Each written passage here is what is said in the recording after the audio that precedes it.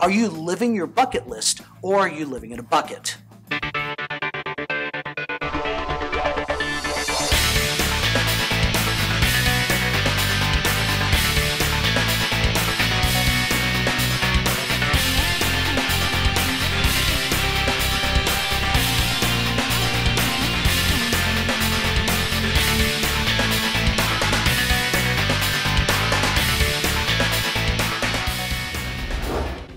Many years ago, I met a friend for lunch, and we sat down and we got to talking, and he asked me this big question. The question was, John, what's on your bucket list? Now, consider this was many years ago, and at the time, the whole idea of a bucket list wasn't really very popularized. So at that time, I looked at him and I said, well, I don't know. I don't have a bucket list. He comes back to me and he says, well, what do you mean you don't have a bucket list? And he explained to me that, a bucket list is a list of all the things that you want to do before you die. Well, I got to tell you, at the time during lunch, I felt kind of left out. Was thinking, well, maybe I'd missed something. Until after lunch, I realized this. The reason I didn't have a bucket list was because I was actually living through a bucket list every day of my life. And this brought me to a conclusion that most people that have a bucket list, they really don't live their bucket list. What they do is they live in a bucket. Now, don't take that personally. I'm not suggesting you're living in a bucket. I just want you to consider this for a second. If you've got a bucket list, but you're not doing anything to make that happen, you're not really living through the list, are you? You're really living in the bucket. All of us have dreams, all of us have goals, all of us have things we want to do in the present and, of course, before we die. I think it's good to have a so-called bucket list because it gives you an idea and a focal point of things you want to do in the future. Unfortunately, most people really don't live their bucket list, meaning they never really get around to achieving anything on it. So what I want to share with you today is a couple of things to think about if you really want to live through a bucket list rather than live in a bucket. Number one, create an out-of-the-bucket bucket list. Here's what I mean. What you should do is, if you really want to create a bucket list, is you sit down and probably with your spouse or maybe with your kids or a significant other or people involved in your life that are really important to you and make the list and really sit down and think about it. Now, I would suggest sitting down, making the list in an environment that's comfortable, that's relaxed. Maybe you start it, but then you kind of ping-pong it back with the people that you care about to really get a list of things that you really, really want to achieve. Things you really want to do, things you really want to experience before you die. I think often we just come up with this idea of having a bucket list and write down some wild things that we want to do, not really caring about whether or not they come true. Here's the thing though, if you really want to have a list of things you want to achieve, you got to have a starting point that actually makes sense to you and are things that you really, really care about. Number two, decide what's most important on your list. After you go through the process of making a list, this bucket list, this crazy list of things you want to achieve and do and experience, of course some of them really aren't that important to you.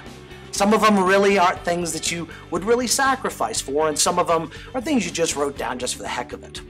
My suggestion is to take those things off the list. The reason why is this. What do you think is more realistic for you? To have 20 or 30 or 40 things that you might do, or sit down and focus on 10 or 15 things that you really want to do? I think you'll agree that if you can focus down on the things that are most important to you, you've probably got a better shot at achieving those than all the other crazy things that might not be so important. Number three, add timelines to your list. I think the idea of a bucket list is a lot of fun, but if it's not realistic, then it's really just an exercise in fantasy.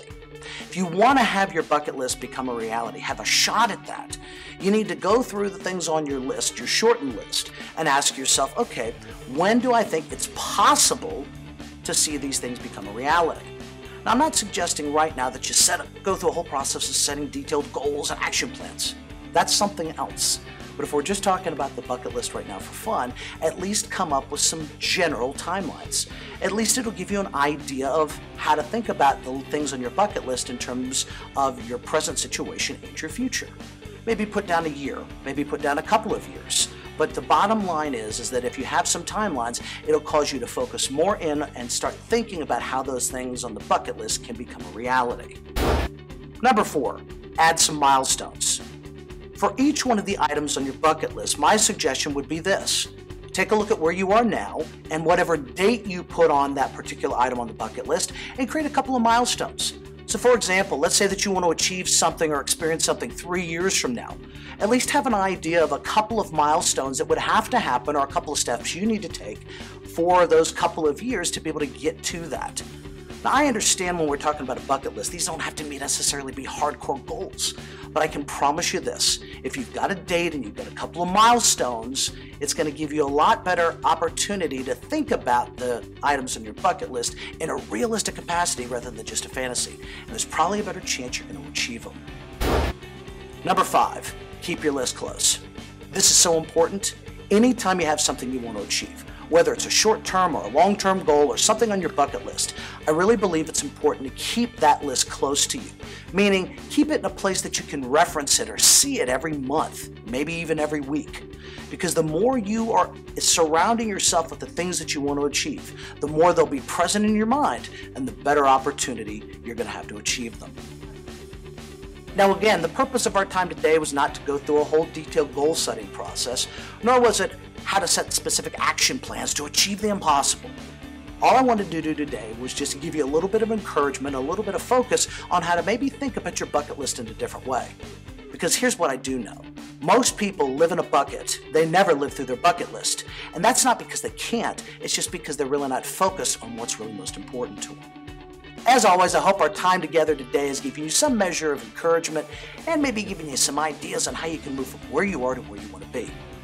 Also, if you know someone that would benefit from this message, please share it with them. Make sure they get it so that their future can be a lot more dynamic and a lot better than their past. And also remember, no matter who you are or where you're from, no matter what your situation is right now, you can.